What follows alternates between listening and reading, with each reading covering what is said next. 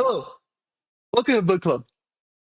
Today, the boys and I finishing up the Screwtape Letters, chapters 24 to chapters 25 to 32, plus Screwtape Proposes a Toast. Oh, they were only I 31. was it only 31? All It right, is only I just 31. broke. I You broke just the Are we? rule derailed there. him, but Yeah, that's just Are okay. I we? completely derailed you. Complete derail. He was like No. in Well, full now force. I have to know. Now I have to know. It's too late. So now Oh, he's it double was checking. 31. Look It what was you've done, 31. David. I'm You could sorry, just dude. I keep your didn't mouth mean it. shut. It was the Well, Palantir in me. well, good thing we do this thing live so everyone can see the mess up. Yeah. No, but yeah. So, anyways, 25 to 31. Screwtape proposes a toast. I really like the toast portion. I thought that was pretty cool. Yeah, me Um, Very too. insightful. it was. Yeah. See, and that was the part that was really nice is that it was almost like a historical review as well, hmm which is really cool. hmm But before we start talking too much, David, what's up? Well, not much. Like I said last episode, I had that whole 10, 11 days of just, on my own, running things over here. Everything went swimmingly, honestly, better than I even expected. So that was a good plus. The buildings that we were doing here, the new addition to the house and stuff, all going really well. I think it just finished up today. And yeah, now my family's back from overseas and getting back into the swing of things. Gonna be excited for this Thursday. My girlfriend's parents and their family gonna come over. All just gonna hang out and have a nice little feast. So Oh, so it's gonna be that's like what I have to look at. a family on Yeah. family thing. Yeah, family. That'll be the Oh, second nice. family on family thing, so it won't Whoa. be. Yeah, it won't be too awkward at all. Ooh. I won't have That's like hype. that initial nervousness, even though I know nothing was gonna go wrong. There's still that like anticipation. hmm Yeah, you don't know But what's gonna happen, kind of thing. no, but yeah, everything's gonna go well. So second time, so it'll be more of a breeze.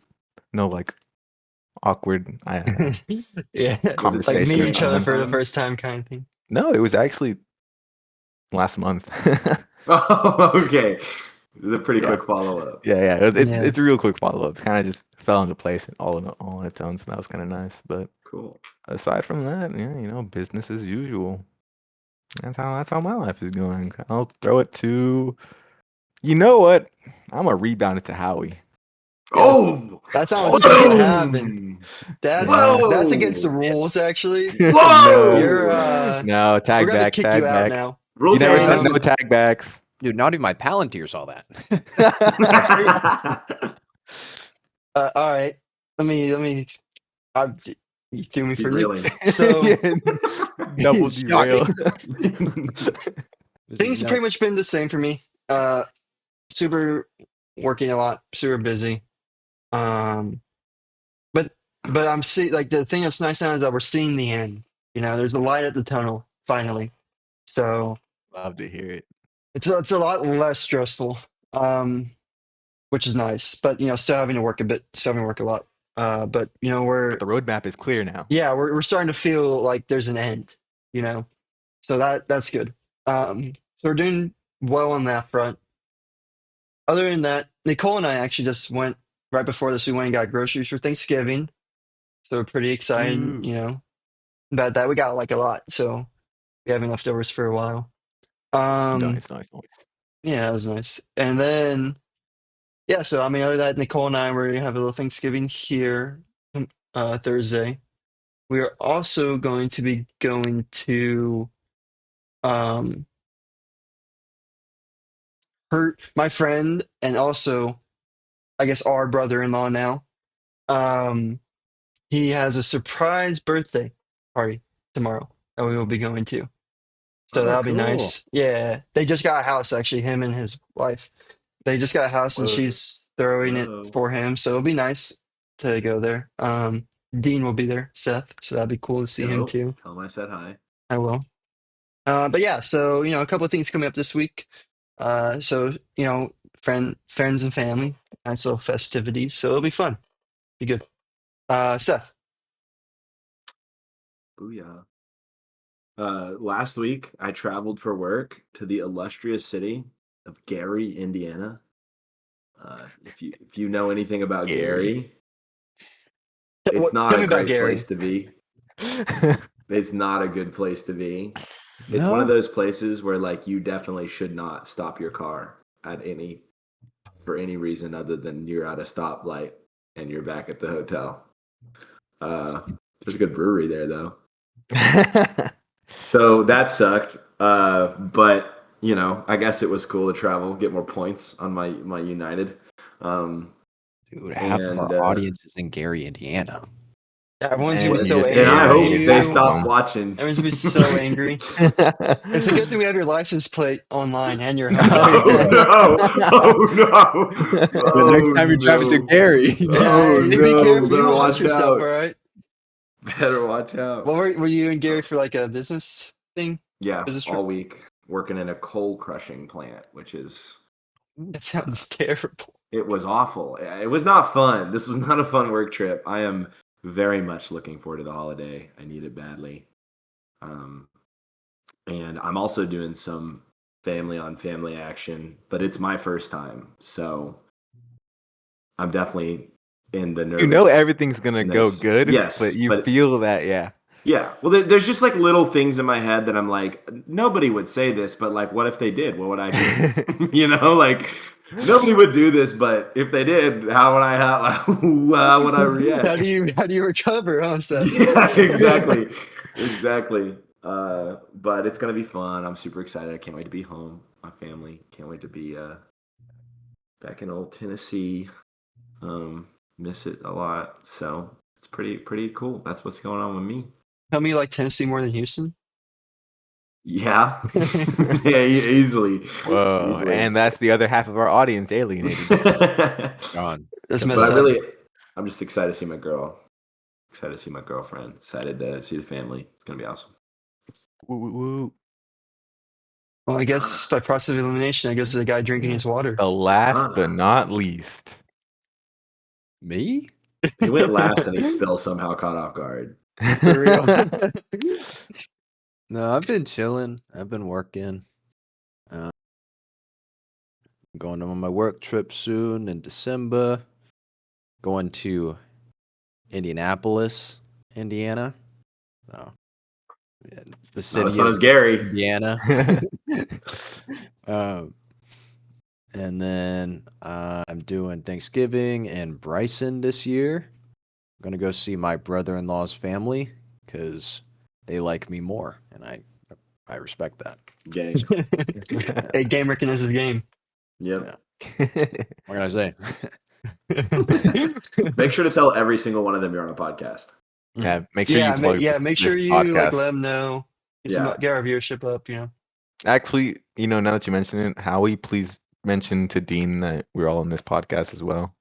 I think Dean knows, actually. I think he knows. I'm only working 3 days this week. Pretty crazy. Oh yeah! Yeah. Kaboom! Shaboom! Yeah, we got When was the huge. last That's time that huge. happened? What the heck? I don't think that's ever happened. We're even getting a half day tomorrow, dude. He's actually so happy. Look at him. Like Dude, I'm so happy for him, man. That's outstanding. 4 days news. off in a row. I can see the light in his eyes I don't know again. how long. Well, I might have enjoy been 15. it. Enjoy the fuck out of those days. I'm glad you won't be plagued by the horror of the same old thing. Yeah. Yeah. How dangerous It'll that can be. Mm-hmm. It'll be weird, man. Not having work. It'll be weird. We got. You're gonna have to figure out something to do.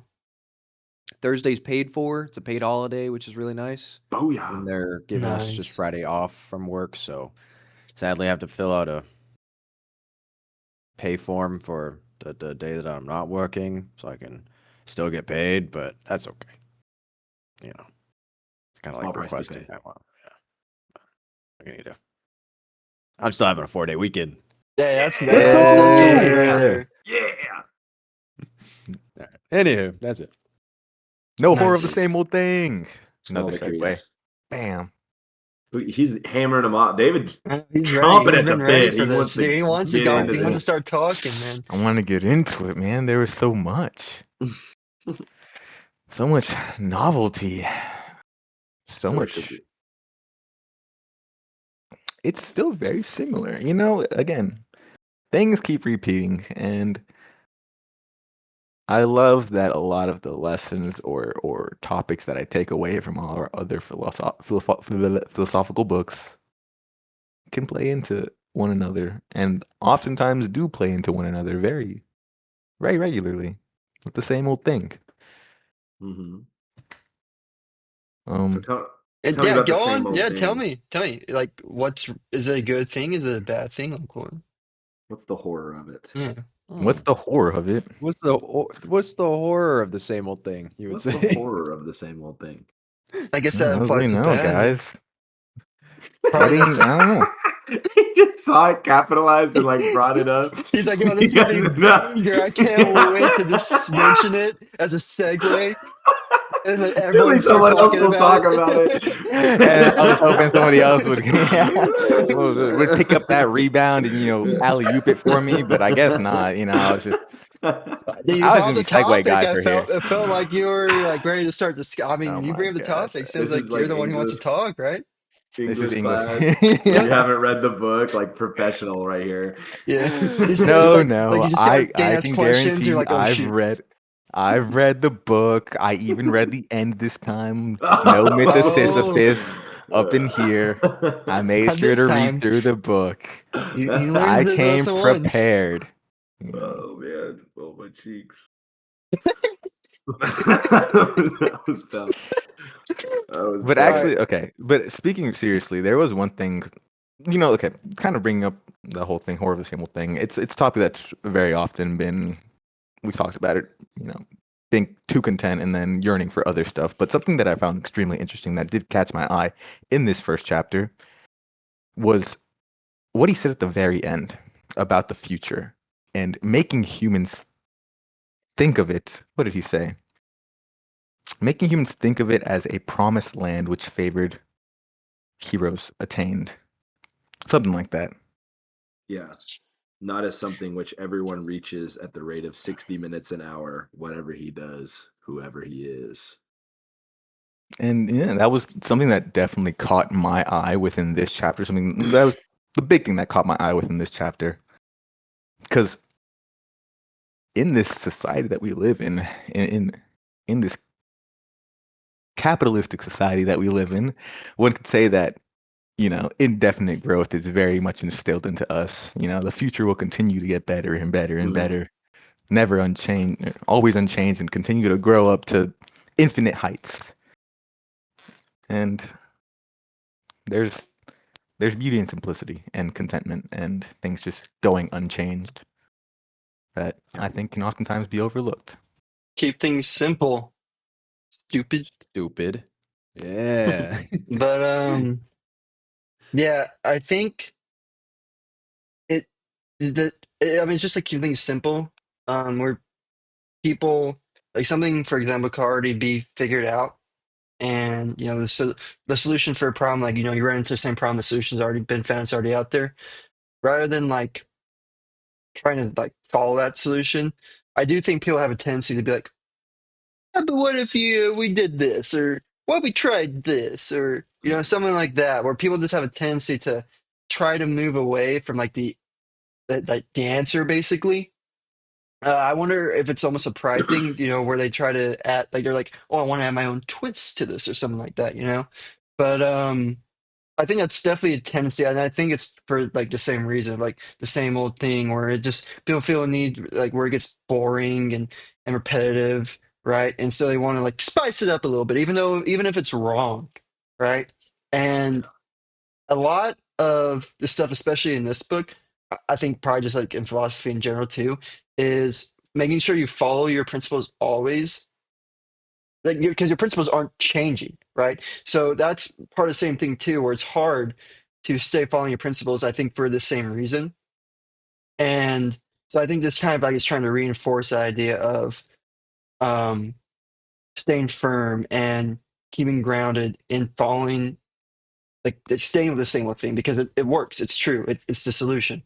Um, and it's just basically trying to caution that it's very easy and hard to not follow the same old thing to kind of get out of it. Yeah. I think one thing that can be taken away from this that I think is not what you should take away is that this writer is against change, because there are definitely examples of this in society where people are like, well, why should we change? Like, what's the point? Why I wish everything just stayed the same, and I think that can hold us back as well. But Mm-hmm. there's a big difference between, I mean, in here, this is exactly what you said, Howie, about having your own like set of principles. But in the book it says, of a proposed course of action, he wants men, so far as I can see, to ask very simple questions. Is it righteous? Is it prudent? Is it possible? Now, if we can keep men asking, is it in accordance with the general movement of our time? Is it progressive or reactionary? Is this the way that history is going? They will neglect the relevant questions. Like kind of that, change isn't bad, but we should not be making change for the sake of making change. Moving just because everybody else is moving, acting because to not act is a mistake. Things should be a little more well thought out, and ideally, in very simple terms. I think there's something in this book that I could learn a lot from, and it's the concept of asking these really complicated questions. You run into this instance where you have two people that you love and you kind of have to pick between the two, and you're like, well, how do I make sure that they both think of me in the best possible way and that I can manage to maintain both of their relationships and not cause any problems and move forward? I mean, really, you should just be asking, is this right? Who, what aligns with me? And I think for me, it's like, where's the integrity? Which option has me in alignment? Which option has me showing compassion? Right? It's very easy to get stuck in these and I think having those very simple ideas of what you want to hold on to can help really break apart these otherwise really complicated questions. I definitely don't think that that's something that I consciously do personally. And I as well can take a lot from this book in that aspect of, like you said, breaking everything down, especially bigger decisions, into more simple terms. Because again, like I said, it's 100% something that I do not consciously do. Maybe I subconsciously do it, maybe not, but I just know I don't consciously do it. I do think a large part of a lot of things. I forgot where I read this in a book, but it was a book, and it was like the main idea here is like you don't just read it and move on. The main idea is you read it and you actually apply it, and the way you apply things is by constantly thinking about it and reminding yourself that like to do it basically, and to think about it a certain way. And I think to kind of riff off what Seth was saying, um, like with the questions, for example, like is it prudent, is it possible, and all this stuff. I think that's the main thing is like sure, they say now if we keep men asking these other questions, but I think that's also just as bad as like not thinking about it or not asking a question at all while you're Mm-hmm. doing things, right? um because as humans it's very easy to forget things.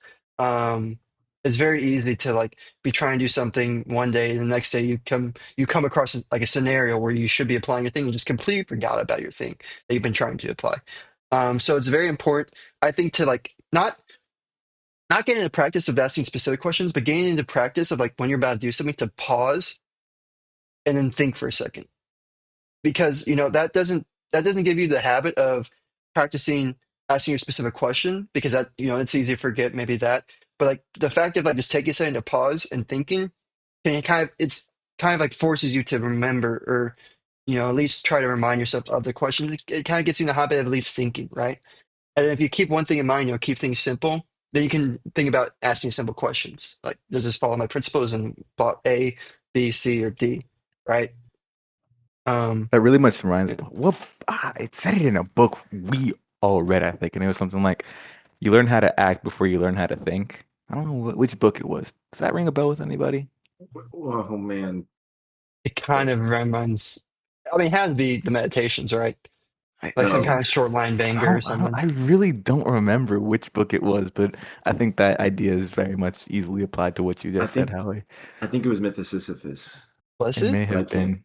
It may but I have been can't remember. Mythosisyphus. Connor, Yeah, come on, you you're might be right. Mythosisyphus guy. I can't remember. I've heard that before, but I can't remember. Yeah, it sounds familiar, right?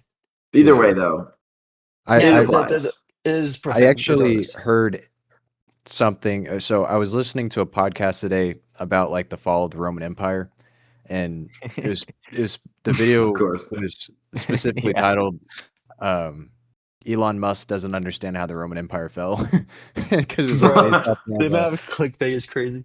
yeah, but it got me. But it was a really good video. So basically, the way the Roman Empire fell, a lot of people think it was like some like grand fall that was like one initial cause just caused everything to fall. But the way that the guy stated it was very beautifully said. He said like it was death by 1,000 cuts, and then you accidentally kill yourself.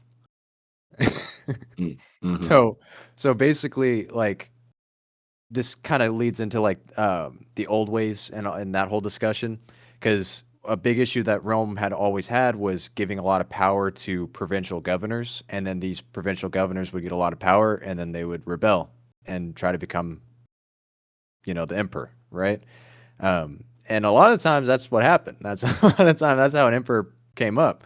But they like late stage Roman Empire, they were trying to kind of move away from that, so they're giving less power to these provincial governors. So they basically doubled the size of provinces in the Roman Empire, and this kind of taking away from large provincial states led to smaller provincial states having a lot of power, and some more than others, and that leads into feudalism, which is the 1,000 cuts, and then that leads into the suicide, where they just said, "Fuck it, all right, this is getting too hard to kind of govern, so we're gonna split it right down the middle. You guys get this half, we get this half," and then that's what led to the whole collapse. And I don't know. I just think it's interesting because like the old way, it worked for so long. The Roman Empire, if you include the Byzantine Empire as a part of the Roman Empire, because they still called themselves the Romans in the Roman Empire, um, even with the HRE popping up and saying, "Hey, we're actually the Holy Roman Empire," they're like, "But we're the Roman Empire." But anywho, uh, it's interesting. Like this whole system worked for like damn near 2,000 years. I mean, not even just the empire, but the republic as well, and even the kingdom of Rome worked for 2,000 years, and then they start changing it, and then the whole thing collapses. Because like they said, like under the reign of Augustus, there was like 60 million people living under the Roman Empire, and then by the end of it, there's just the city of Constantinople. Um, Yeah. so it's interesting to say the least. That gradual decline into hell, as Yeah. this book is stated. Yeah. Mm-hmm. And along with change. Although in that aspect, change doesn't seem like it was made for the sake of change.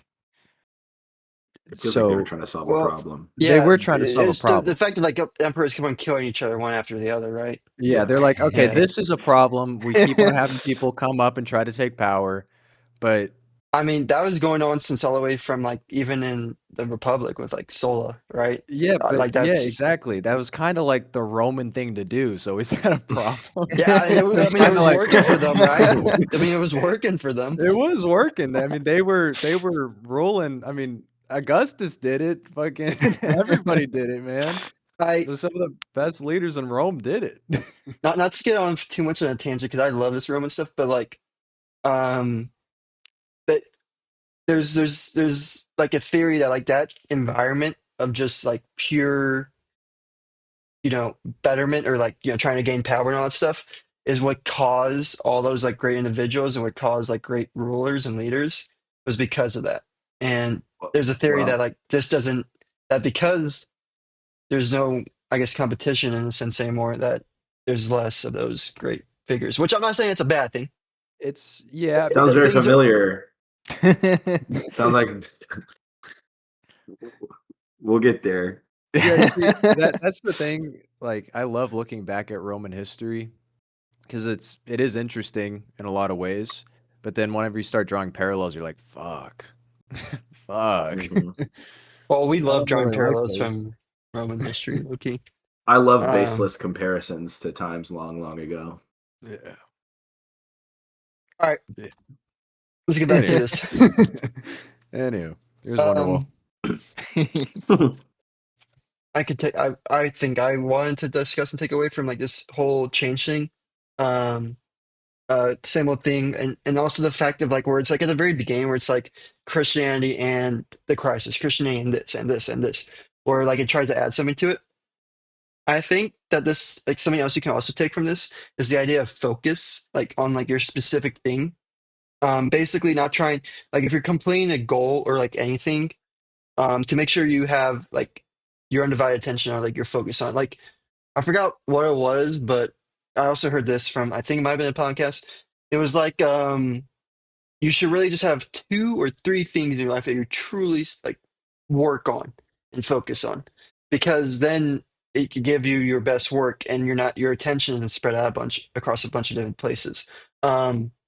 And I think that this is what also something we can take away from this is like stay focused on your faith or your principles and don't lose track of it. If, like making sure you're focused on things is like one of the most important things to do. I like that. I actually Yeah. didn't really take that away from this, but that's a very good perspective. I very much enjoy that, Yeah. It's hard to stay focused though. It is, and especially in an age with that's the so thing. That's many why you have to like distractions. you have to remind yourself. You know, that's like I think that's like a big part. Like what this chapter was saying. You know, I think like throughout this whole book, it's like you have to just whoop, take a moment to think and then like recalibrate yourself. You know. Hmm. Yeah, But it's even a it's a lot go of for it. trying to take people along a journey that they don't really want to go on, but they don't realize they're on it. You know, Hmm. like going back to the whole like the patient's argument with his mother. It's like these people want to live in harmony and they just can't help but keep offending themselves over and over again because neither of them is taking the time to like actually understand the other side, you know. Yeah, or they're building up resentment through like trying to be unselfish with one another. You Mm, know. yeah, that one Mm, is selfishness was pretty good. I liked it. hmm I think it's something that definitely happens a lot, and Yeah, it's very easy to fall into because it seems like you're doing the right thing, but yeah, it causes It's like you're resentment. subconsciously keeping track, keeping score. yeah. Yeah, Like the example where they're like, let's get tea. And someone's like, well, I don't want to get tea, but if everybody else wants to get tea, I guess I'll go get tea. And everyone's like, no, it's fine. Like, you don't have to worry about it. We'll do something else. It's like, no, really, like, get you the guys want tea. it. You know, Come on. I know you want it. And it's like the way he described it is they're arguing their other side, you know. Each side, if each side had been frankly contending for its own real wish, but because the contention is reversed and each side is fighting the other side's battle, all the bitterness which really flows from thwarted self-righteousness and obstinacy and the accumulated grudges of the last 10 years is concealed from them. Unselfishness. Yeah. You don't realize, that's the thing is you don't realize that you're really just building a bunch of resentment. You think you're being so mighty Like you're being chivalrous. you're being And that in and of unselfish. itself is already driving you down a wrong path because you're Yeah, thinking that you're being all yeah. righteous. It all stacks up. And that's the Yeah, thing, right? Is like how you mentioned stuff like, oh no, I don't want it, but we can do it. When Yeah, it should have been like if you're really wanting to be unselfish, to just yeah, let's go do it. You know, yeah. Let's get tea. Yeah, exactly. like you shouldn't make people aware that you are being unselfish in a Yeah, sense. it defeats the whole point because now you're not doing it. You're doing it for praise. Yeah, You know, or to like it's hard. recount that damn it later. phrase. You know, Yeah. Yeah. I did like that. I really like the ease of a perspective shift that can be made. And specifically what I'm talking about is how Screwtape was talking about replacing the word charity with unselfishness Mhm. and how easily that perspective can shift just from a word. Dude, that's been Yeah. such a main thing here is like Yeah. using emotional drawing words, right? And like logical. Yeah, like or redefining words to mean something more, cynical. Like when Hmm. they were talking about the different ways to say something's yours. Like the difference between like this is my dog versus like, this is my book versus this is my wife. There's a big difference between like, here's my wife and here's my wife, like I think there's a lot in this book about like using words to mean it's all about lying. It's all lying. You're either lying to yourself or you're lying to the people around you, or it's just like, It's like just hidden meaning, right? yeah. Yeah. And it literally says if off the rip that guy was just like, I don't want to get tea. Let's do something else. It's weird because like I feel like if I'm in that instance, yeah, maybe we quarrel a little bit, but the argument doesn't become like, twisted where I'm insisting that we don't do what I actually want to do. Do you guys think that's common though? Like, have you guys ever seen something like that before where like people are trying to fight for the other person's side? I feel as though that was kind of more common in my younger years of life that I would see it happen. Hmm. Oftentimes, I think that now in adulthood, it's a lot more easygoing, but that could also just be a case of me surrounding with people who are a little bit more like-minded, you Yeah, know? that's a good point. Finding I your group. Yeah, I One agree with thing I you, David. It feels like a college thing. mhm. I was just like thinking like high school even too, Yeah. but oh. I did also really like in this chapter. I want to point something else out. It's also kind of more in towards the end, um, when they were talking about this enchanting idea of love and whatever. He kind of mentioned it in this chapter as well. But the very end is love is not enough. The charity is needed and not yet achieved, and that no external law can supply its place in that sense. And that's actually something that I have often thought about more recently, I would say, like within the last year, 2 years of just the act of charity and kind of an action of choosing to love somebody. The act of choosing to love somebody, but not in the sense of like, oh, I'm choosing to to have these feelings for you, but I'm choosing to do something even though it's out of my way, but I'm going to do it because I have this. Seth, could you help me out here? What was that word that they were saying last time? This. Oh my God. Oh Dean no. Alley-oop. It's Please. something This, love. this. Disinterested Disinterested. love. Thank Yes. you. You got it. Thanks. Thanks, Thanks for the Howie. alley oop, Of Howie. course. Yeah, I needed it desperately. No, but That's what the yeah, host is for. that's something that I think more often thought about, especially in my last 2 years of life. Dude, it's so hard for me. I'm such a voracious lover. Like whenever I'm friends with somebody, I'm just like, yeah, you're the best. Oh my God, you're awesome. And it's like, because I want to boost them. I want to let them know. Like I think I would be hard pressed to like, you know, exit somebody's life without them knowing how much they meant to me. But I think it does get me into trouble sometimes.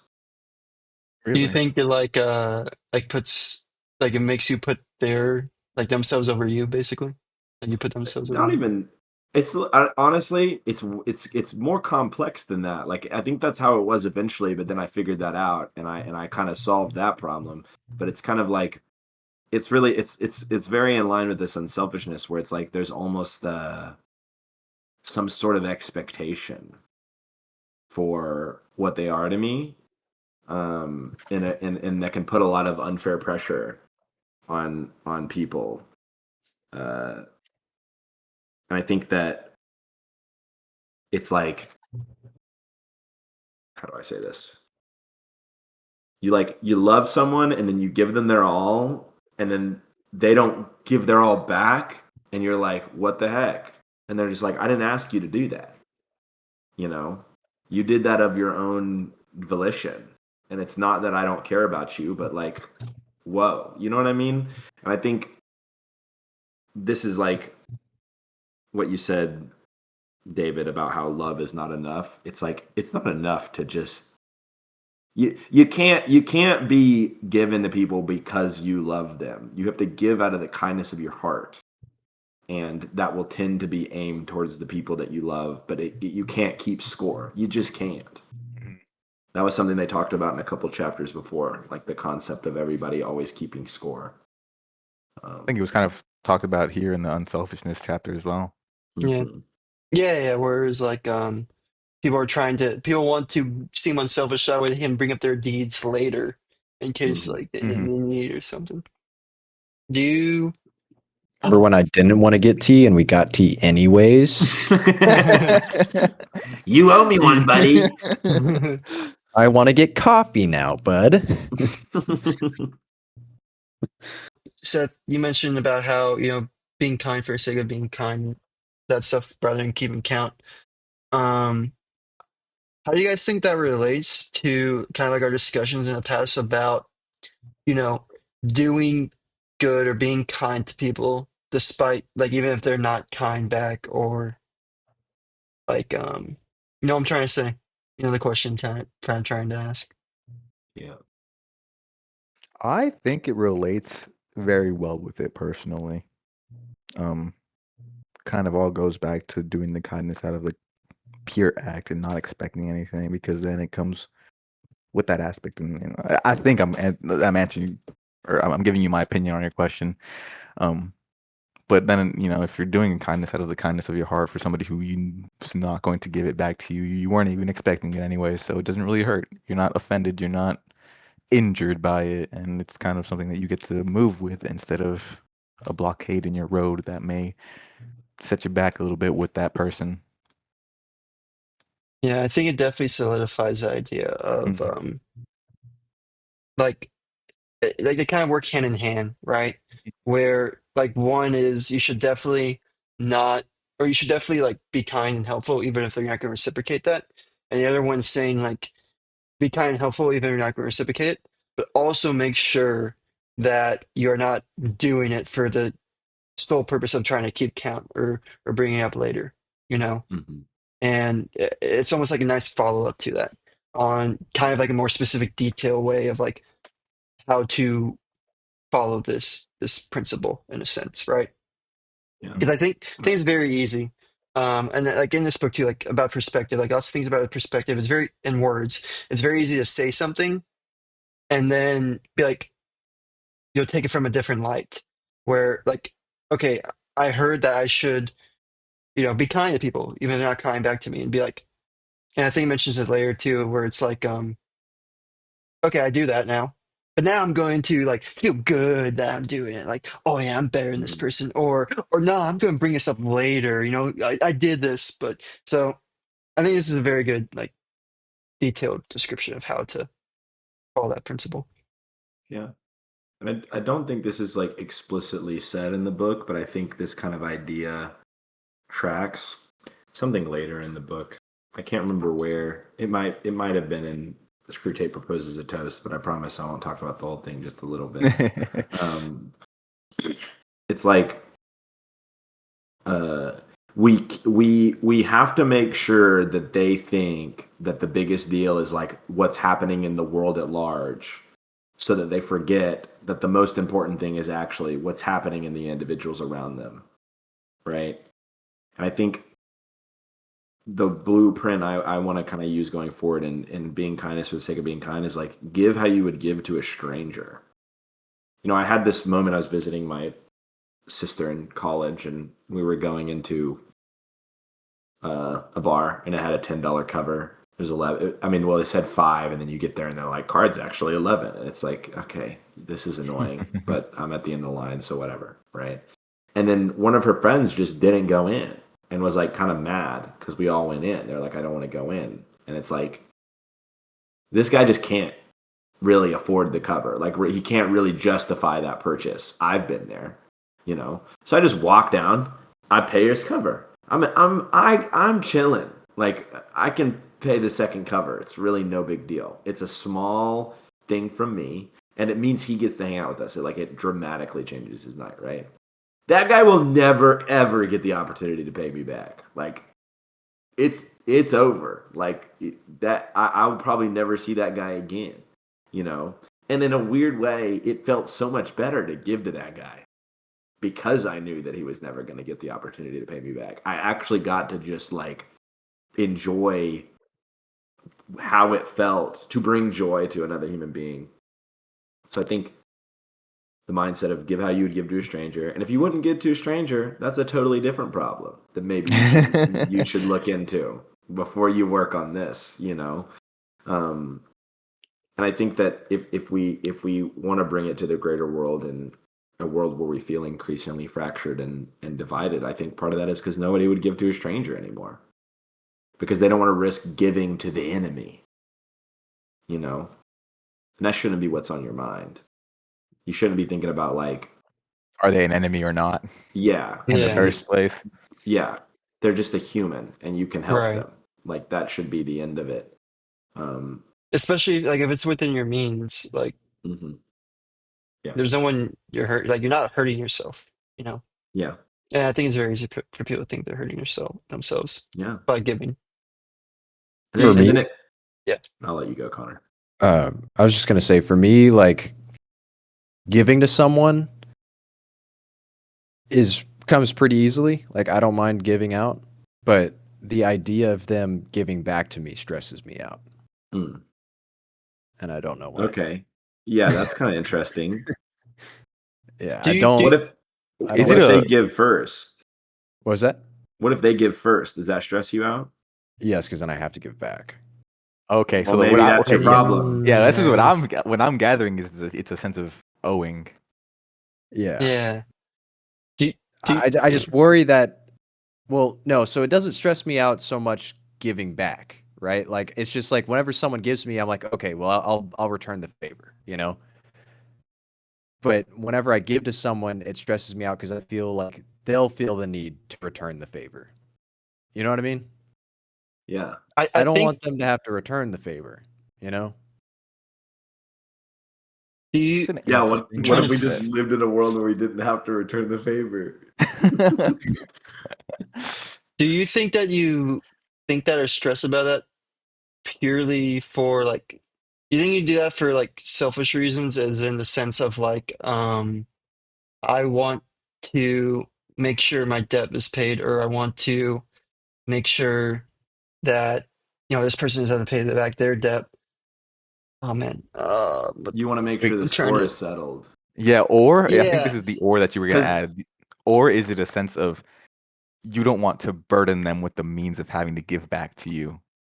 It's Hmm. mostly that. Because like for example, like there's You're worried about them had not having the means or something. yeah, because like I'll go up to like College Station or something, and I'll go see my sister and my brother-in-law Jim, and I'll be like, all right, I'll buy dinner, you know, and then they'll be like, okay, well then we'll get it next time, and I'm like, you guys don't have to do that. Don't worry about that, you know. yeah, It's like I'm working a big boy job right now. You guys are not. That's fine. yeah. Just leave it at that. Sorry if I Do you, hijacked your question, Howie, but that's what I assumed it was going to. no, yeah, you helped me out a lot there actually. Okay.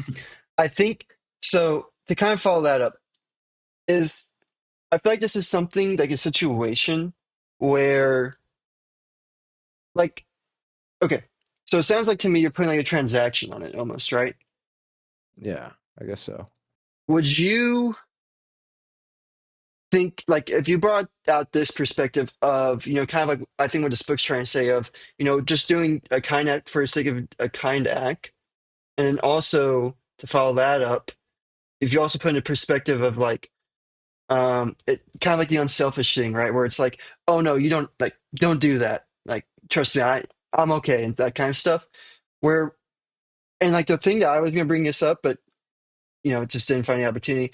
But it kind of reminds me of like if someone offers you food or something like that, it's almost more kind to let them be unselfish, if that makes sense. Yeah. So what if you like switch up that perspective and like brought that in, do you think that would kind of change like how you feel or like your stress about this whole situation at all? Or like how do you think you might try to go around, because like obviously it's not ideal to be stressed about like, you know, an act or and if it's kind or not and those kind of things, right?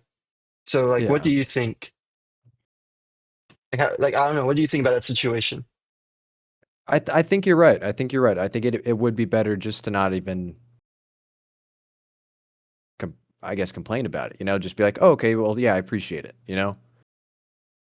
Gotta let it Because live in the present. yeah, but like another good example is like when we all went to Renfest, right? And like we were buying each other drinks and everything. It's Mhm. like, you don't have to do that. Like, Mhm. But I I'm so, get to do Yeah, it. but I feel like a burden. Like that's the main thing. It's like I feel like a burden. It's like, I, you don't have to do that. I appreciate it, but you didn't have to do that. But then it's like, oh well, he didn't like that I got him this. Well, now egg on my face. Like, it kind of reminds me of like Connor when you say, you know, you do like unselfish things, like bring someone a drink, like Dutch Bros or something like that, right?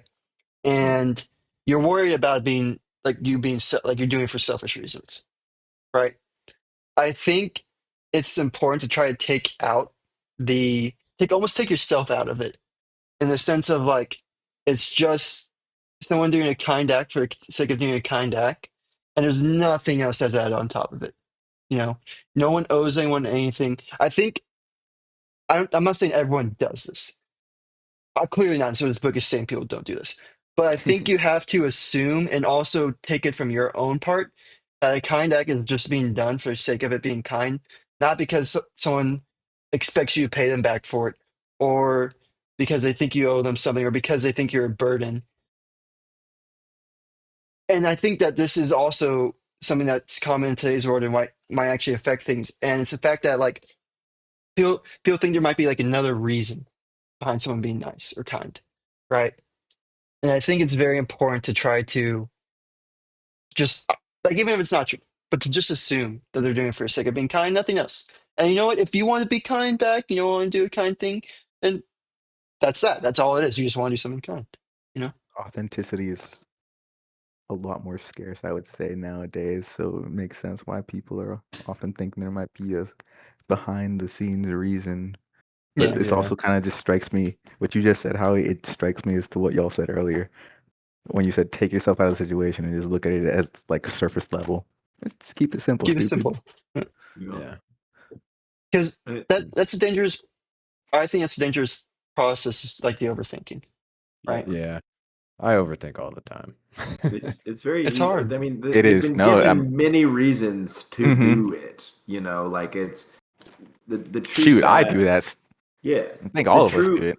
the true sad fact is it just feels so unfathomable for there to be a stranger who would just do something for you. Like that just it seems so alien that you can't like let it be just that because it doesn't make sense otherwise. It only makes sense if you have to ask yourself the question, well, what do they want?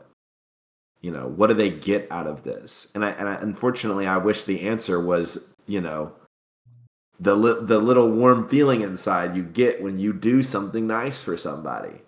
Um, and I think for me as someone who my problem has always been people being like, well, all these people are gonna like take advantage of you. And yeah, it's happened. For sure.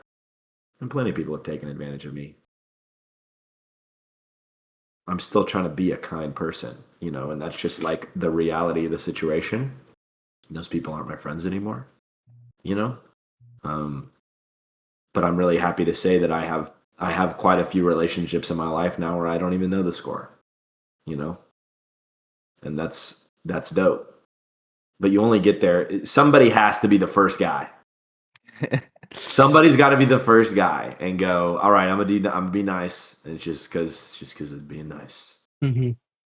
And that Good and point. like you said, it's like you feel you hate the obligation that you feel to give to people back. You don't want to give them that same obligation, right? But eventually, after enough of that, neither of you have the obligation, and that's just how it is. It's a You good know. Yeah. point. And it should just Dude, I be think we got kind to for that sake of point, being Connor. kind. No, sorry, go ahead. No, no, go for it, David. I was just I Yeah. was, letting you know. yeah, I was just gonna relate to something. Like, I feel like you and me have gotten to that point where we would just switch off buying food every time we would hang out way back when. Like Yeah. college year, it was that simple, no transactional. It's just all right, boom, boom, boom, boom, boom. Kindness out of sake of being kind to my friend. No burden or anything. Yeah. And Yeah. anyone who does want something out of you, Connor, or expects something back from you, get him out of here. All Yeah, right? kick him to the curb, Connor. Yeah. Beat him up. Nah, it's all Beat good, him man. up. It is a dangerous way, just to close off real quick, it is a dangerous way of thinking because I do think that what causes a cycle in a sense of not doing kind acts for the sake of being kind. Like, because people start overthinking about, well, what's the reason behind it, and then they start thinking, oh, this person's trying to take advantage of me, so now I have to like do something back to them, kind of thing. And yeah, so it's a dangerous cycle, I think, to go into. But yeah, just keep it simple, I guess, right? Yeah. We gotta keep it surface level sometimes. Sometimes, and I know Seth hates this saying. It ain't that Sometimes deep, it's just not that deep. Oh, God.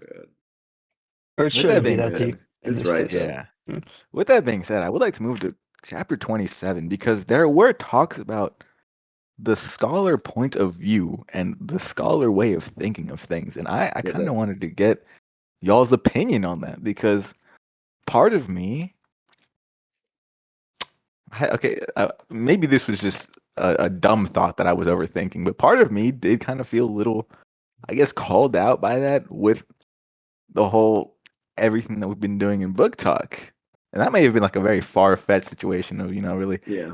trying to get these unanswerable questions or asking these more big grandiose questions. But yeah, there was one that I actually, for me, it was 151. This is kind of what kind of brought upon that idea. But it said,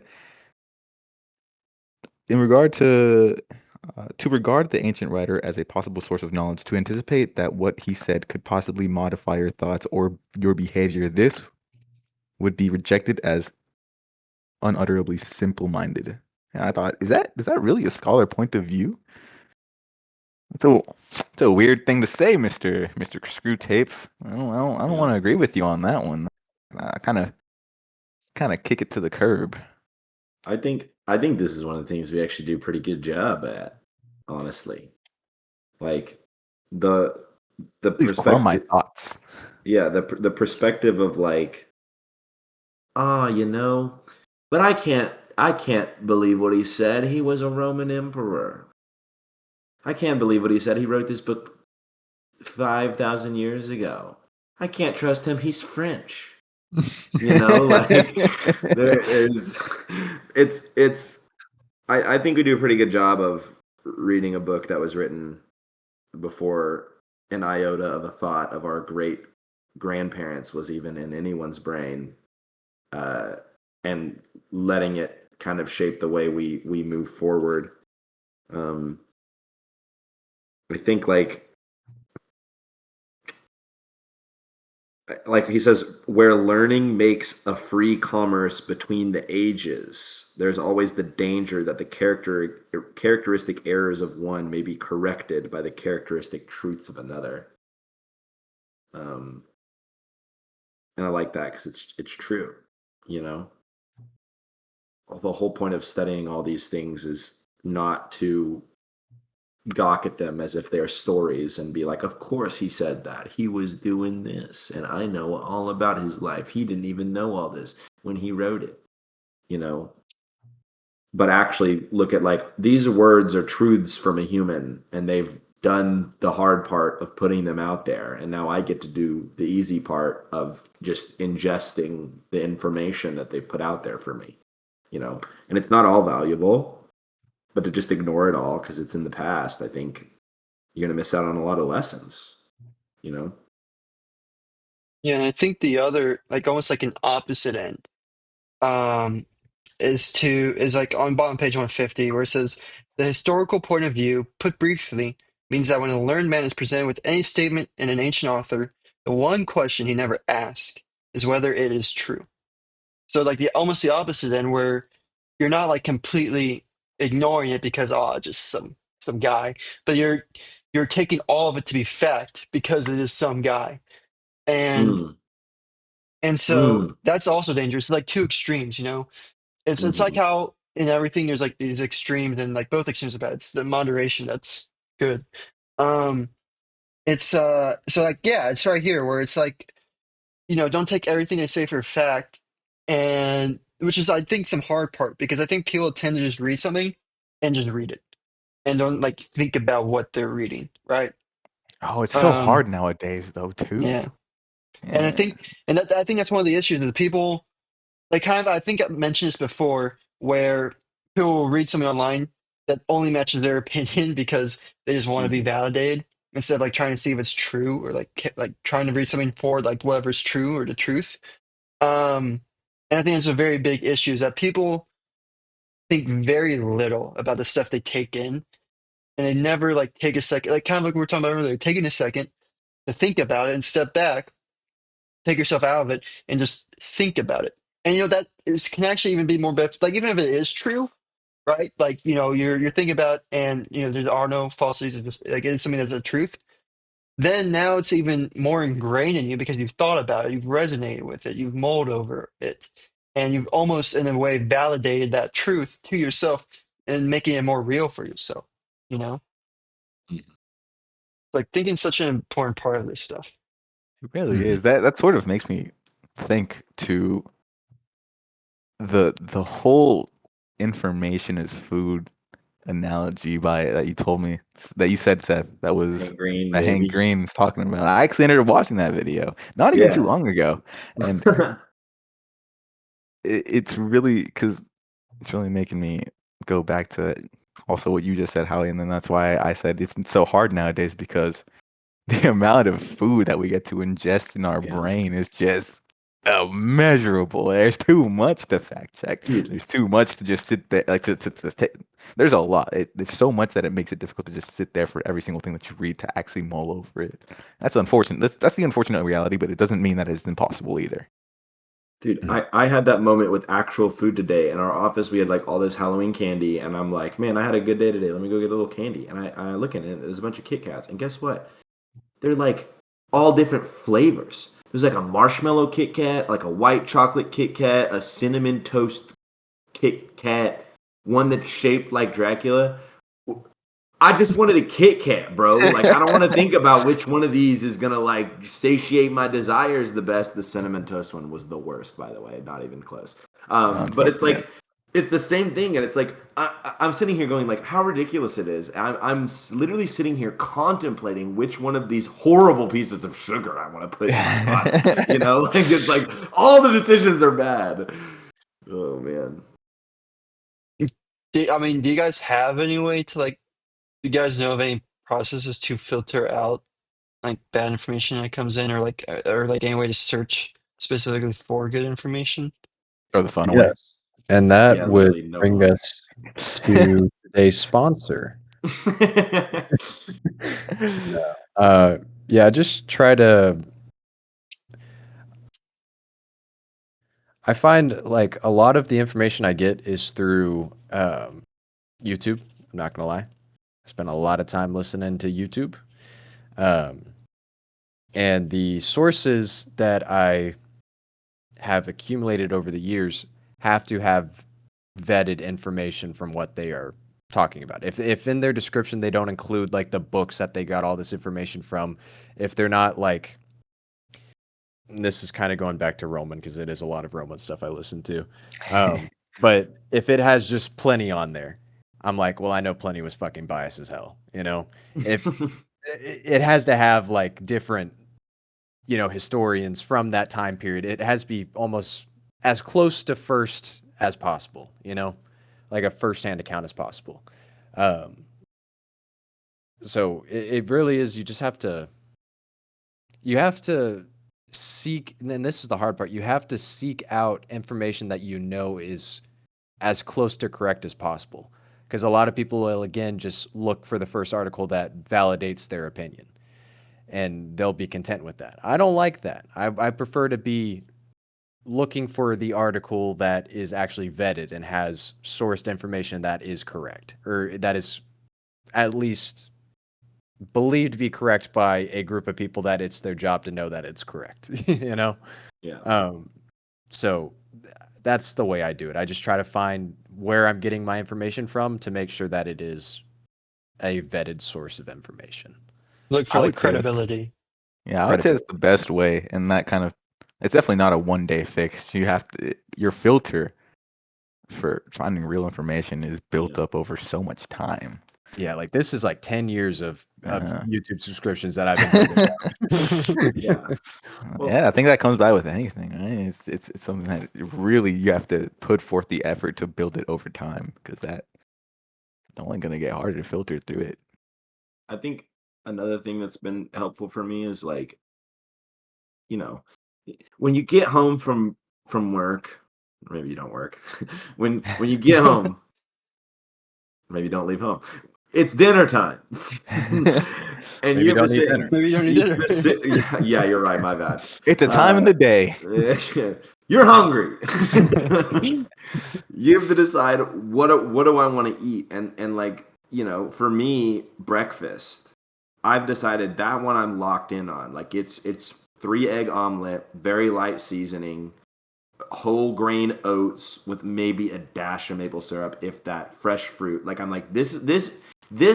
The goal of this meal is to fuel me up. Like this one's supposed to be good. But today when I was picking the Kit Kats, I did not care about the macros or any of that. I was like, the goal of this meal is to taste as good as it possibly can, right? You have to do the same thing with information. Like sometimes if I sit down and it's 30 minutes before going to bed, I'm sorry. I'm not consuming anything that needs to be true or false. Like I need to go in, and it does not matter if it's an hour and a half video about the longest baseball game of all time. I don't care if that's true or not. I just don't. And so I don't care where the source is coming from because it's just entertaining me. And I acknowledge that this is a moment of entertainment. It's like watching a movie, versus if the title of the video is, this is what's going to happen to the economy in a week. Okay, that's clearly that's a one that needs to be true. That's like supposed to be good food for me, and I need to make sure it's actually good food before I eat it. I think just the pure act, the pure act of going, what kind of information do I want to consume right now, is almost enough of a filter to make you be more mindful about what you're putting in your brain. That's a great way to say it. It's like you're actively building that muscle in your brain, training it. Mm-hmm. Yeah, Do I you have think. any methods that you use yourself, Howie? Well, let me tell you, David. Well, I asked that as go for it. Go I for it. just want to say real quick to kind of riff off what Seth said, and now like I can talk about if I have any methods. Well, first off, am I the only one who just doesn't eat breakfast? Is that like just a me thing? I Or don't. okay, Breakfast, No, I think breakfast for me is a fuel as well. yeah. I think It's the I'm the freak for eating breakfast. no, you're not, because I'm there with you. It's the hey classic chum Connor, you see versus. something? Are you Yeah. recognizing a little pattern Where are here? my chums at? Yeah, I'm realizing that the chum Chum munchers are also munchers, bro. the breakfastless people. My breakfast is 2 cups of coffee. Change the That's what name. I'm saying. This guy knows. This guy knows what he's talking about. The chum Um, munchers. but yeah, I think it's also really important.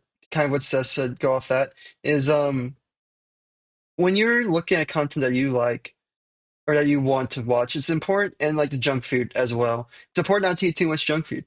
It's also important to be careful about how much you appease that desire of looking for what you want, because it could bring you in that situation of, man, I only want something that agrees with me. And, Hmm. so it's important to, I think one good way to go about that is to think about the topic you want to learn about rather than a specific opinion that you want to learn about, right? Hmm. Because it's really a topic that matters more because it helps you find the truths, you know, as opposed to Yeah. the falsities. But I don't know. I mean, most of my content taken in is really just books and Wikipedia. If I'm being honest with y'all, Wikipedia's I pretty good. I don't have TikTok. Like I don't have social media, so I don't take in any of that. Um, so for me, it's really like when I want to learn about something or to like take in, I guess, content. I mean, I guess the way to think about it is like I just find stuff kind of like what Connor said, like credible sources. If I want to learn something like Mhm. that, then I like look over Wikipedia, or I'll try to find a book about it that is very, well renowned, maybe not well around, but like vetted and all that stuff, like Connor mentioned. It's I mean, like you go find a book about something. I and this isn't even just like with like books, but like anything, like any like really any product. I like go through review sites. I go look at the reviews through Amazon. Like I'm like vetting this. Like I'm like trying to find the thing, like an actual good thing. So I guess that's kind of it. Kind of like what you are saying, where it's just, really making sure that what I'm going to get or take in is credible. And also kind of like what I said before, where I like to focus on the topic. When I go to Wikipedia, I'm not trying to find a single opinion. I'm like, I just want to learn about something. So I just search up the Nile River on Wikipedia or something. I don't know, you know. And so, and that's just like there's something taking knowledge. I guess not having social media helps me filter things out, but like Definitely. yeah, Yeah. no. Yeah. You know, something a connection that I'm just now drawing, and this kind of plays into the content, but also kind of plays into the chapter 25. And Mm. content nowadays is such that there's so much of it that I feel as though this connection is drawn between it and the novelty and how they were talking about novelty in this book of getting that new thing and that kind of connecting to our attention span and slowly wanting to get more and more new things to the point where you're just consuming and consuming all that junk food without any real purpose because you're looking for something new for your attention to be grabbed and to grasp on something. And that's just a kind of a fun connection that I just kind of Yeah. dotted together in my brain just now. It's literally like the purpose of short form content is to Yeah. give you something new every 30 Mhm. seconds. Mm-hmm. And Keep eventually that your novelty attention. itself fades out and you're Yeah. searching for that novelty again. And before you know it, you've been on it for 4 hours straight. And Yeah, then I Oh, think, after that, it's too late. Like you just want now you're like addicted. yeah, you're like, well, I just lost that. That time's gone forever now. I think, I mean, I think it's rich for a bunch of people who don't really have social media to talk shit about it, but I've been there. I'm reformed. I'm on the other side. But I I fall think, into holes. For personally, it happens to me still. yeah, YouTube's kind of found its way back into my life recently. It's hard when you're in the hotel in Gary, Indiana. You just want to put some YouTube on the telly, You God, just if I had a dime for every single time I was in Gary, Indiana, and I was like, man, YouTube would hit right now. YouTube to drown out all the noise outside. Yeah. Mm. Oh man. Okay, how do we get back to the book? Well, I think one of the hard parts about like the reason people like kind of get stuck in this routine of, I just want to find something like the new thing or let me get this pleasure now, or let me get this thing now. It's because they struggle to like persevere in a sense, like over time, as it It's says, hard. It takes time yeah, and effort as it to says on vet everything you page see. 155. And this is more persevering in a long-term sense. The long, dull, monotonous years of middle-age prosperity or middle-age adversity are excellent campaign weather. You see, it is so hard for these creatures to persevere. The routine of adversity, the gradual decay of youthful loves and youthful hopes, the quiet despair, hardly felt as pain, of ever overcoming the chronic temptations with which we have again and again defeated them, the drabness which we create in their lives, and the inarticulate resentment with which we teach them to respond to it. All this provides admirable opportunities of wearing out a soul by attrition. So, it's kind of like a thing of like letting you're trying to not take in this drab content or this, the stuff that gets you addicted and all this stuff. And then all of a sudden, you just like, you're just in Gary, Indiana, and you're like, you know what? I kind of want to look at YouTube right now, and then seeps in. You lose the perseverance, and I then all of give a up. sudden, and all of a sudden, now you start back to watching YouTube and TikTok all the time. You know, Guys, speaking of which, we're starting a GoFundMe for all the residents of Gary, Indiana right now. Link the link in the bio. but yeah, it's I mean, it's kind of like what we talked about earlier. Where it's very hard to remember your principles and all that stuff and to keep them going and all that Yeah. stuff. And it's very important to like remind yourself that to to to to persevere. I mean, it's such a great word, you know. I What do you think think about the process? Oh, sorry, continue. I was just say real quick. I think part of it too is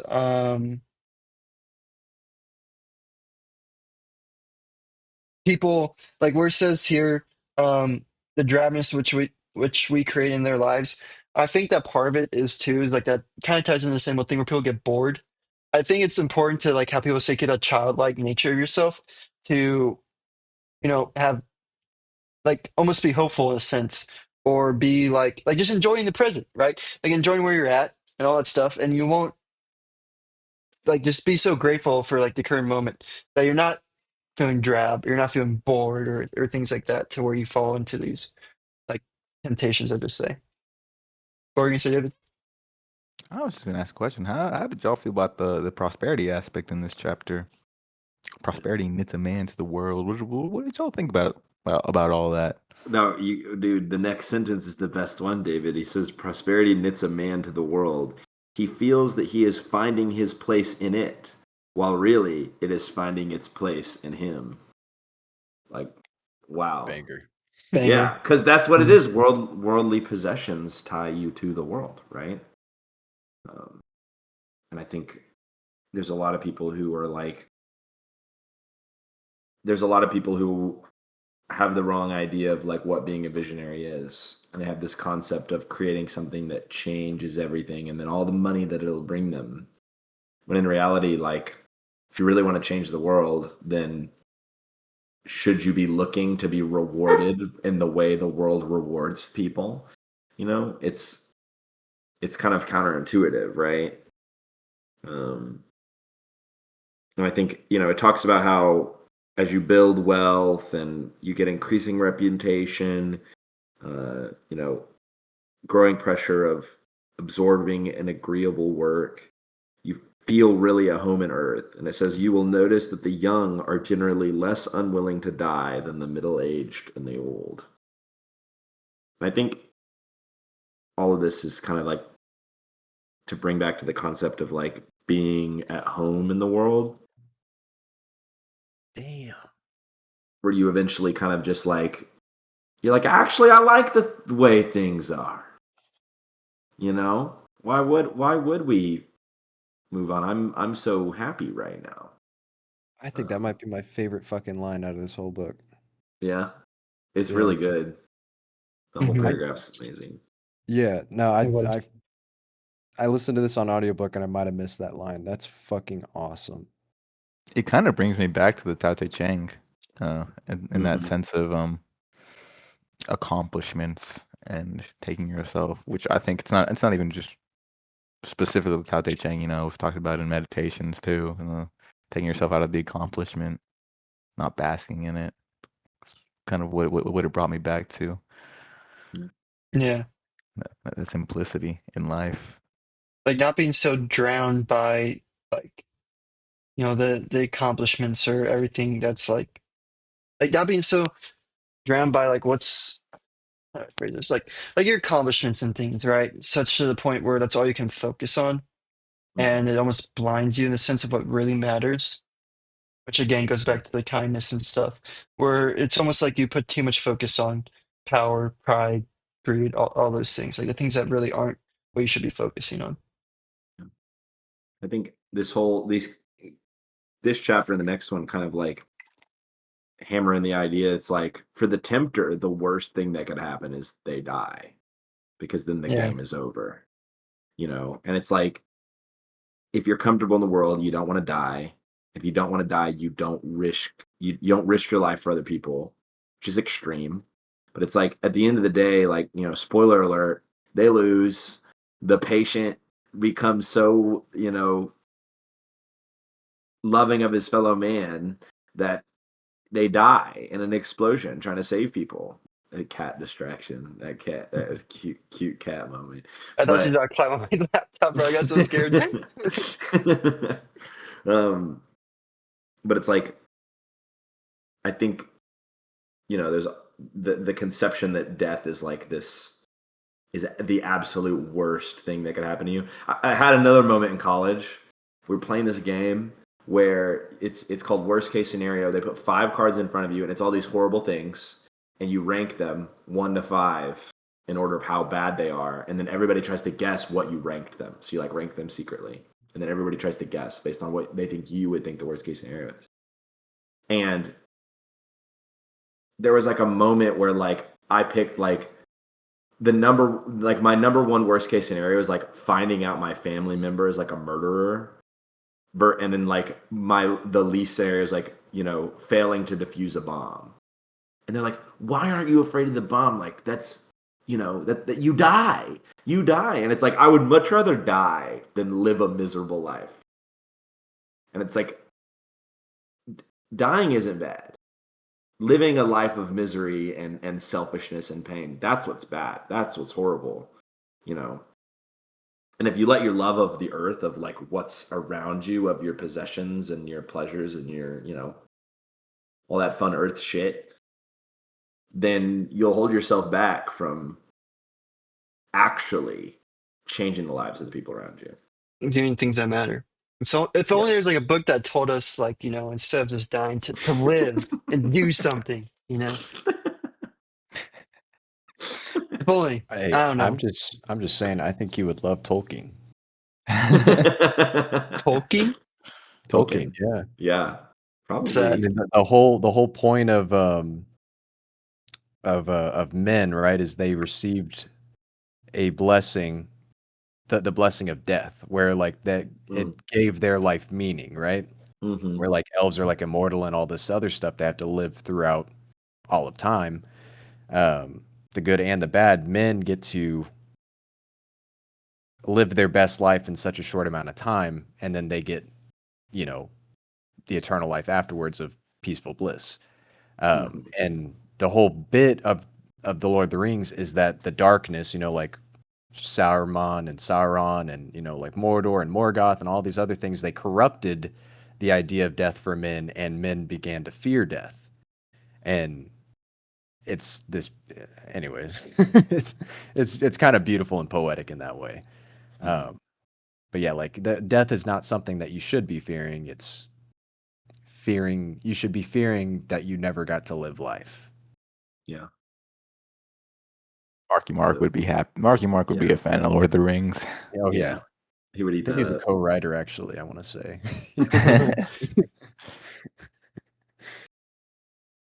Yeah, and also, I mean, it breeds cowardice, and I know cowardice is also a big part of this too. hmm I didn't really understand the cowardice part too much, though. I ain't gonna lie. I saw it. I don't know if I fully understood it either, but to me, it was definitely the way that I just read it was it's bad for Screwtape. Too much cowardice is bad because then it really reveals who you are to yourself and Yeah. You're leads like you to ashamed of it. leads you to self reflect on it. I mean, our patient here, or Wormwood's patient here, not ours, because we're not Screwtape or Wormwood, but the patient here. I mean, I think he went through a moment of cowardice, didn't he? The next chapter. Yeah. Yeah. He ran. But I think Did he run? the I didn't. Sorry. well, just said it was it's because he like saw the. Oh wait, no, Oh, that's the it says next he one is has the been human very entrails. frightened and thinks himself a great coward and therefore feels no pride. Yeah. Well, it's like the cowardice is kind of a step in for like the the idea of this one is kind of like there are sins that are too bad because they're so bad that you just can't help but go, wow, what the hell did I just do? Like, I need to figure out what's wrong with me, because the fact that my mind led me to make that decision is like bad news, versus like these, it's all back to this slow descent to hell, you know, all these little sins that all stack up that you don't really notice, that you like. Their dream is that you justify yourself, that you actually think you're doing the right thing. Yeah. I feel like cowardice is definitely like a wake up call too, or can be used as a wake up call. Like, as you're gonna look at yourself introspectively after a moment of cowardice, you know? Yeah. Like you could have done something, but you didn't.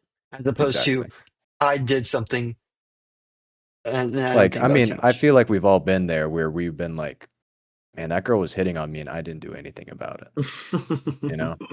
Like, what could have been, you know? Those are the ones that keep you up at night, right? Exactly. Like, that's just a common example right there. Yeah. Yeah. Into this next chapter, the idea of like quote unquote real life. And I think it's like the dream scenario is that you either justify yourself in all the bad things that you do, or you do something so bad and tell yourself, well, this is what real life is. Real life is bad things. Real life is, and I'm just being real. And again, once again, you're not losing your shame. Like, you still feel bad for doing it, but giving up on ever making a change, and just accepting that like this is the world around you. Yeah, that's a good point, the giving up part. That's exactly what I was thinking of too. Where, I mean, it's pretty much just, it's like almost the same thing. It's kind of like the extremes, right? Where you hurt people or you do absolutely nothing at all to help people, right? Mm-hmm. And it's almost that's like what despair brings, because it's like you feel it's pointless and nothing matters. So what's the point in doing anything? What's the point of trying to help? It's almost like, like people are doing things for the sake of their own benefit, or they did something kind because there's like some reason behind it. It's like, oh well, what's the point in being kind myself, or what's the point in doing any of this? Or like if people take advantage of you, what's the point of being kind? What's the point of any of it? It's almost like, well, that's what despair brings, right? It's like complete giving up and like trying. It's almost like I think he mentions it prior to when talking about despair being the greater sin than any of the sins which provoke it. It's the fact that you've now acknowledged the fact that you're giving up, and that you are acknowledging the fact that you don't think it's like pointless, or you think it's pointless to actually do anything. So you purposely do not, you know, Yeah. as opposed to just not doing anything. Again, it's like, again, like deciding that's what the real world is despair, is sadness. And I think, not to keep harping on you, Connor, but I think your gift giving example is kind of perfect for this moment. It says, it's like this idea of the always ascribing reality to like whichever side of the coin, helps the tempter. It's like, thus in birth, the blood and pain are real, but the rejoicing is a mere subjective point of view. And it's like the idea that it's like, oh, real life is that birth is hard. And if you celebrate the birth of a child, well, you're just being romantic. You're being optimistic, Really it was hard, or in death, that the terror and ugliness reveal what death really is, when in reality it's like, where to celebrate death is to ignore what real life is. It's like, in your gift giving example, real life is nobody really gives gifts just out of the kindness of their heart, and to think that you might be able to like gather joy from sacrifice of someone is childish, you know. And I do this about myself all the time, where I just absolutely destroy like any good motivations I have about something. I'm actually like really good at finding all of the like secretly evil reasons that I do all the nice things that I do. Um because, I live in a world that makes me Living it. feel like That's Live in a fake. transactional world, man. Yeah. Yeah, Mhm. no, that's what I do. I nitpick every single thing I do. I'm like, that was Yep. selfish, you know? Yeah. And I could have been given like fucking, I don't know, $1,000 to a homeless man. I'm like, that's selfish. Yeah. Fuck you. You piece of shit. You absolute piece of dog shit. Oh my goodness. I think one of Hey, the man, as long hardest as you don't things, have a camera just recording it for content. yeah, Yeah, I guess that's true. I At think that one of point, the that'd be hard. selfish. Well, okay, well, selfish somewhat, Ooh. right? Because at the end of the day, look, it's Still so gave him Mr. $1,000. Beast, Mr. Beast. I love the Mr. Beast conversation. Um, Unironically, I love this one. like, like yes, he records it and he makes money off of it, but at the same time, sure, he probably would not be doing the things he does if he didn't record things, right? But it also allows him to do the things he does. Like if he didn't do the things he did, he wouldn't be able to do the things he did. Or like if he didn't record, he wouldn't be able to do the things he did. So it's just kind of like at that point, it depends on what his goal is. If his goal is truly he just wants publicity and recognition and to make money, then like okay, sure, that's not great. But if he does all of this because he does want to help people, like it could be either or. I think, and he could be doing the same thing. You know what I'm saying? So I think it's one of those things that just it depends on the person and their own personal goals and ambitions. And it's kind of like what we've mentioned before, where I think it's better to assume, and it's better to not assume at all, but it's better to assume that he is doing it for the good reasons. Because what's Apply the this point in the assuming the real bad to about this. someone? Yeah. Yeah. But I I also agree. think that one of the hardest things that people do, and this ties in with everything y'all are saying about, I look back at a thing, and I'm like, man, that was selfish. You try to find some negative aspect about it. And it's the idea of not leaving things that happened in the past. And that goes with forgiveness as well. It's the exact same thing. And it's so hard because people kind of like we talk about like overthink or like to think about things. Um, and I think that's actually side tangent and an issue in general where people think about the wrong things too much and like don't focus on like the things they should be thinking about. But um, the issue is that like people don't leave things in the past that they should be leaving in the past. So like if something happened, I did something rather than like going back and like thinking about like all the small bad things that could have possibly been the reasons for it. I just think about okay, I did this and this happened. And if it was and I look at and you look at the act itself, right? Like, was the act itself kind or a good act? Okay, cool. You just leave it at that. If you actually did something bad, like I say, you just beat someone up for the sake of beating someone up. Like, okay, yeah, you look at the act as like, man, that was wrong. What I did was wrong. But you don't look into the act of like a kind act, for example, of like, man, I did this kind act, but you know, and even then, like, if you beat someone up, was it save another person? Okay, in that case, you just say, I beat someone up to save another person. So maybe that was good, right? But yeah, it's very keep things simple, right? Don't be Keep afraid to things give the good the simple. real. Yeah. Yeah. What's wrong? The glass half full, right, guys? Booyah. Glass half full. It's all It's, about it's perspective. Connor knows just what I'm like talking that. about. It's just like that. It's just that easy. Man, Man. can you guys believe Screwtape was actually going to Wormwood? Crazy. Dude, David called it out. He Was that me called who it called it? out.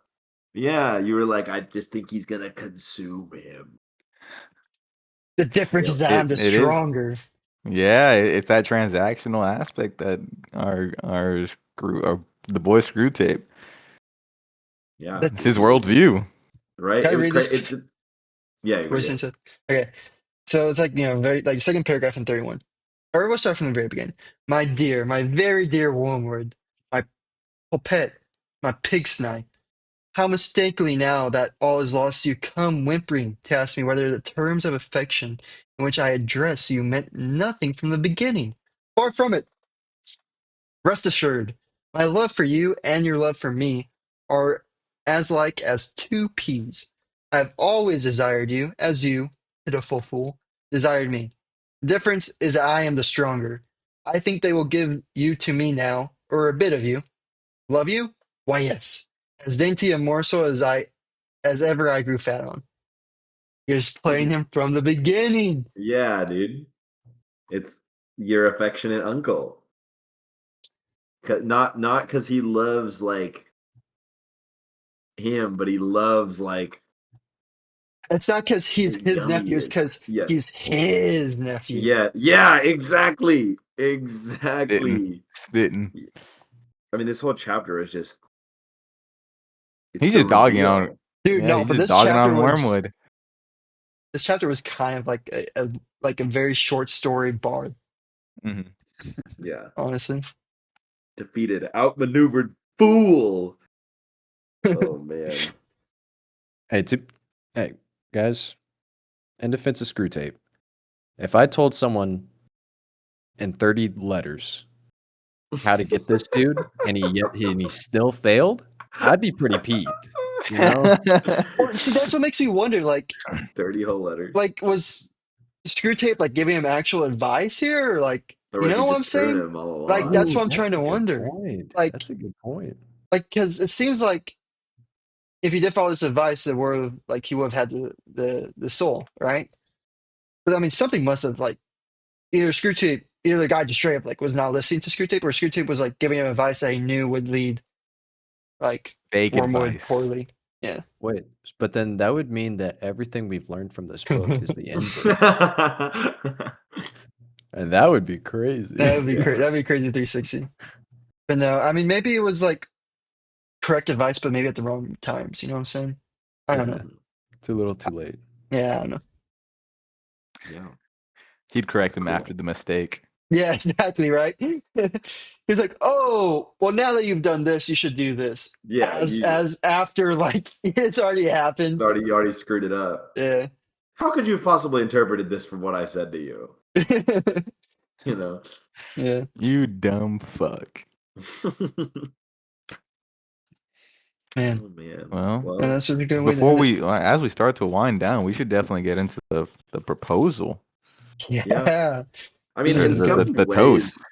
in some ways it's almost a giant like concoction of everything that we've covered in the rest of the book into one I, final thesis. yeah, I'd be Mhm. lying if I said there were a good portion of parts that kind of just over my head. Because there, for me, it was a good amount of information. Well, there's a lot The of references to democracy like one was. real things. That is, well, I unfortunately am not Yeah. a history buff, so I didn't know all of the names. I just Mhm. assumed, okay, obviously, he put this guy and this guy with Hitler, so they were probably both pretty. They were probably Pretty all bad. pretty poor Yeah. Yeah. humans. Yeah, but I think the two main points that are like somewhat new but also kind of bring all the other ideas together are the ideas of democracy and the ideas of I'm as good as you and how they like play into each other. Yeah. That was such an interesting turn, such an Yeah. interesting Dude, point of but view. so good. It was exactly what we were talking about earlier, Howie, like the concept of, a world with like a world with no division. Like everyone's the same. Nobody like excels or falls behind. Hmm. But instead of like, working hard to bring everybody up to the highest level, it's more holding people back from achieving what they can, Yeah, you like you know. can't be better than me. Like we have to be equal Yeah. here. We have to be equal.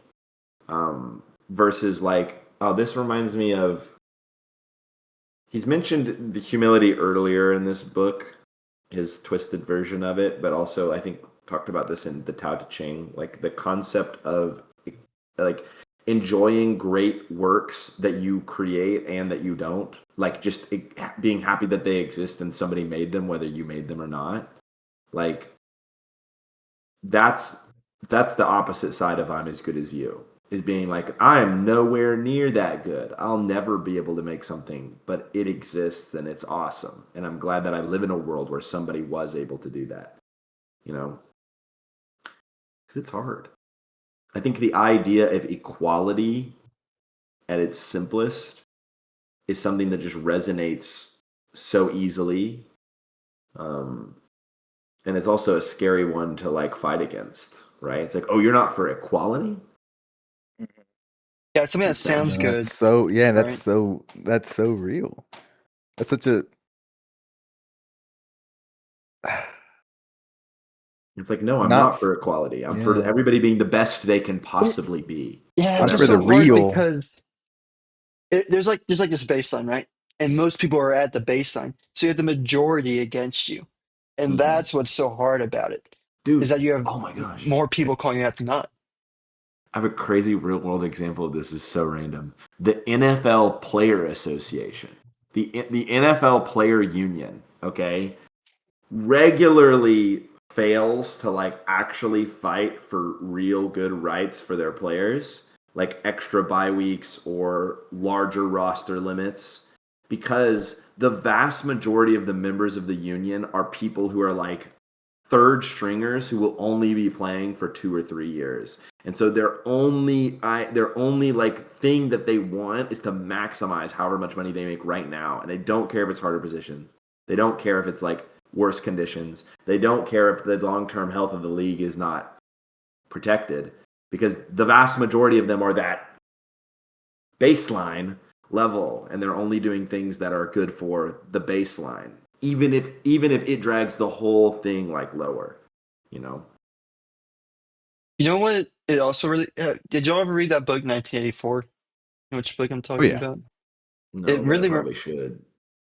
I feel like I may 1984 have read it. 1984 is Big the one Brother. where like everyone's Oh no, I haven't read it. yeah. But I've heard Yeah, a lot like about it. basically, it's like everyone is like they like people who are like a little bit above. They're given some deficiency, like whether it's physical or like probably mostly physical deficiency to Wait, like stop. hinder them. Is this the one where it was the ballet girl and then Yes, she had to have okay. yeah. Okay. And so in that book, yeah, it's like basically like literally what it's like what Screwtape is saying that they want, where like everyone's like literally equal and hinders one another because people will get offended or something, right? And so that's what that reminds me of. And it's the idea of like it builds envy, which is a sin. And so by thinking that everyone should be equal, it not only harms those who think that people should be like less than or like the same as them because it builds the envy, but also harms the individuals who are different, you know, and Hmm. like not even different in like a crazy sense. Not even like someone who's like more smart or like more physically gifted, like just different, like a taste. It harms them because now they're getting like abused or something for something they can't like just who they are, you know. And then they feel bad about themselves and it leads them into despair and depression and all this stuff, which is also bad, you know. Like that's what Screwtape wants. And Or even so, other side. Pride, ego. Hmm. mhm, I, yeah, I think like an interesting side is like the concept of saying I'm as good as you is almost always used when you're talking about someone who's certainly better than you, and you never use it when you're talking about people who are like theoretically like lower than you. You never mhm. look like it.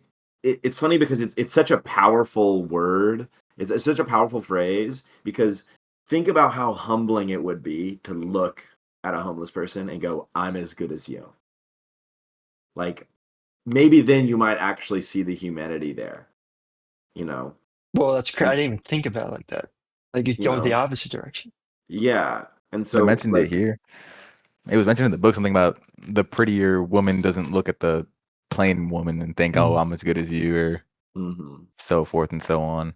But I think that's a much healthier like version of it. And I think there's a better way to say it, you know, mhm. um, where even if you are rising, like I think the concept of you're rising above me, so I need to take you down to meet my level is way worse than the concept of yes, I might be succeeding in this one area of my life, but at the end of the day, we're both a human, right? That's something that I think is more powerful, because like I don't know, the way I would say it is fighting for humanity versus equality, right? Fighting for everybody getting the opportunity to live a nice baseline life while still allowing room for people to excel, um, in that respect.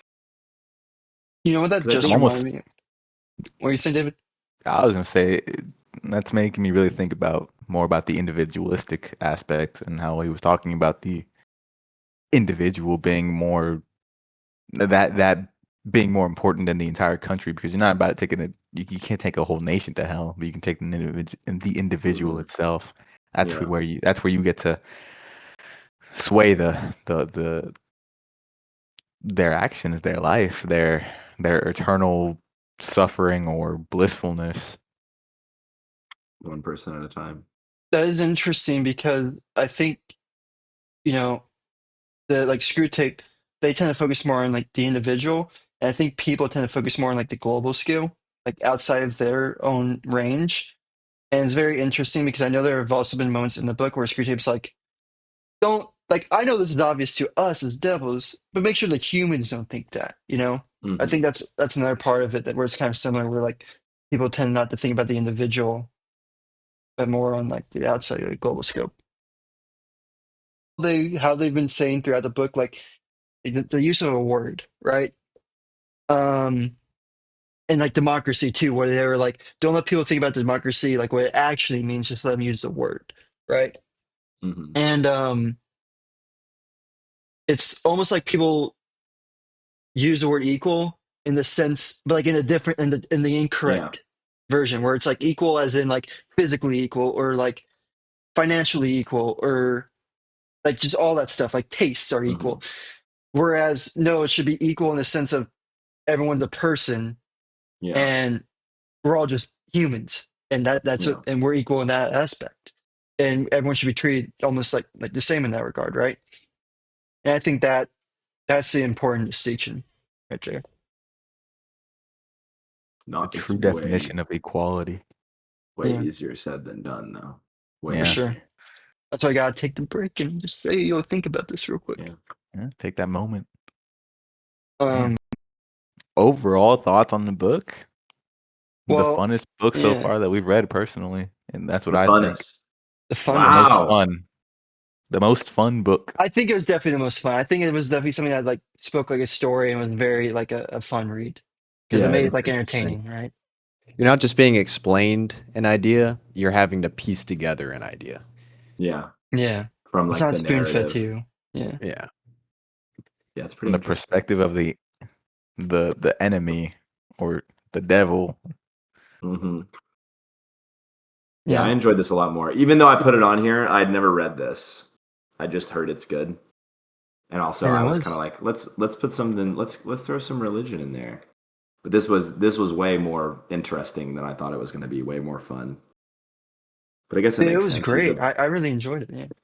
He's a fiction writer, so Well, the thing too was it was a lot of like you know do like being an actual like good person, you know, hmm, yeah. like the ways to live life. Which I mean, like that's I think that's like as he was saying, that's what a Christian should be. That's how a Christian should be. Just someone who does good. You know. Yeah.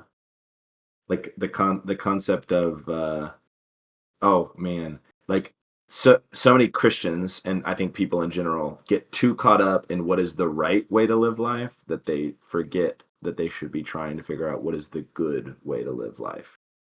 You know, I think when you sometimes you can get caught up too much in like logically deducing like what is the right move here, and you forget to ask yourself, well, what's the good move here? Because a good move is not always the quote unquote right move. You know what I mean? The beneficial Mhm. move. Yeah. Yeah. Well, Yeah, good book. Enjoyed it a lot. no, it was the ending also really reminded me a lot of Nietzsche's point of view, where Oh yeah? yeah, because one of his things is the fact that like all this equality has brought about the decrease in like exceptional individuals and people. That's like exactly what this was saying, right? Yeah. Like where people try to bring others down because the majority is like, we don't feel safe with these Yeah. like I think even they use the words human exception or not human exception, but like exceptionalness or something like that in Hmm. the book. And like yeah, so he talks a lot about that too, where the idea of like it's almost motivating in a sense of trying to create exceptional individuals. Hmm. If only we could get a Yeah. Nietzsche book on this wheel spin. Three of them on there. I fear we might get all three in a row. How funny would I've that be? That'd be honestly funny. never really fully delved into Nietzsche. Me neither. I'd be excited to I finally would also be get excited. Well, let's a see. taste. All right, let me pull I up think the Twilight of the Idols, The Prince and the Buddha's Word was mine. A Vindication of the Rights of Women's Suffering was Seth's, as well as Slaughterhouse 5. The Art of Worldly Wisdom and Beyond Good and Evil was yours, David. And then The Republic and Thus Spoke Zarathustra was Connor's. Are we ready? God. We're going to spin this wheel? Are we ready to spin this wheel? Wheel. Spin the wheel!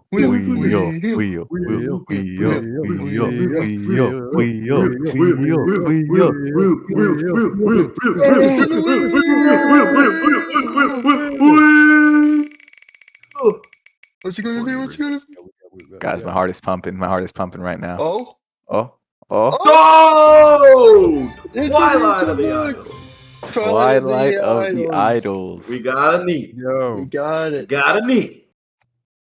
We got it. It's my book too. So now we all have. That's poetic. That is so poetic.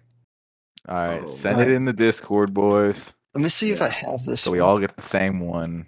Oh, he's got to see if he's got the copy. I swear, if you have a copy, Howie, Dude, I you'd be might. too ahead I of the wouldn't be game. surprised I wouldn't either. Too ahead of the game. with how he's talking about it. It's not looking. Are you telling me like you it. don't have your books ordered in alphabetical order, Howie? Come on. Sorted by Cut a guy some genre. slack, huh? Yeah, it doesn't look like it. I only have 2 books. I thought I had more. But yeah, I do not have this one. Twilight. What is it called again? Twilight of the Idols. I was looking it up, and this is apparently this is a good book to actually start with. Wow! wonderful. How convenient. 104 pages, so not that long. Not bad. Work. Yeah. I'm That's sorry, what, like but maybe 2 or 3 book sessions. Yeah. I have to get this out. Howie, if you don't have your bookshelf ordered in the Dewey Decimal System, I don't know if we can keep this We going. might have to. So much for I that guess I'm not Roman seeing you at box. the FW. Yeah. You see that, Seth? The Chum Hate to Munchers see already this- breaking this apart. friendship I end know. so soon, Infighting in the Chum Munchers. Their alliance is inherently fragile. They'll take what they can get. Just based off the Dewey Decimal System. but just off just the Dewey Decimals. Oh my goodness! Does it mean nothing to you? Oh, Dewey gave his life for that decimal system.